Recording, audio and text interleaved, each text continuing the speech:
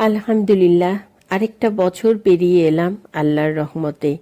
কত ভুল করেছি, কত গুনাহ করেছি, তারপরও আল্লাহ আমাকে জীবিত রেখেছেন।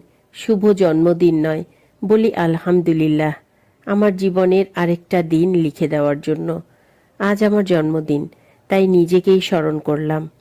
সময় চলে যাচ্ছে, মৃত্যু একদিন আসবেই। হিসাবের আগেই হিসাব করে নেওয়া জরুরি। জন্মদিন মানেই একটা বছর কমে যাওয়া। দুনিয়ার জীবন ফুরিয়ে যাচ্ছে ধীরে ধীরে। হে আল্লাহ, যা সময় আছে তাকে বরকতময় করে দাও, আমার ভুলগুলো ক্ষমা করে দাও।